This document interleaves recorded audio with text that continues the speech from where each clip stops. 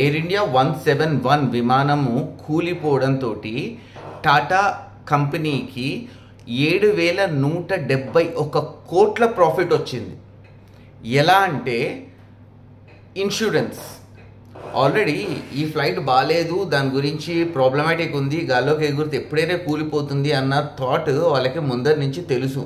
But still ఆ ఫ్లైట్ని ఏదైతే repair చేస్తే వచ్చే కాస్ట్ ఉంటుందో, ఒకవేళ కూలిపోతే మహా అయితే ఇంత ₹1 కోటి కంపన్సేషన్, 2 కోట్లు కంపన్సేషన్, అంటే ఒక 500 కోట్లు 600 కోట్ల కంపన్సేషన్ వెళ్ళేది. ఈరోజు ఆ ఫ్లైట్ కూలిపోవడం వల్ల ఎయిర్ ఇండియా కంపెనీ ఏం చేస్తుంది, 7,500 కోట్ల ఇన్సూరెన్స్ని క్లెయిమ్ చేసుకుని జనాలకి టాటా కంపెనీ ఏం చేసింది, ఈ 290 మెంబర్స్కి 290 కోట్లు ₹1 చొప్పున పంచిపెట్టింది.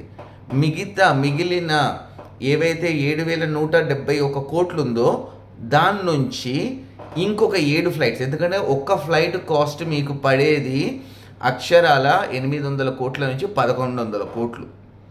ఇప్పుడు అంత ఫ్లైట్ ఇన్సూరెన్స్ అయితే దానికి ఉంది. ఫ్లైట్ కూలిపోయిన ఖర్చులు వచ్చేసినాయి కదా, ప్యాసింజర్ ఇన్సూరెన్స్ అని చెప్పేసి సపరేట్గా ఉంటుంది.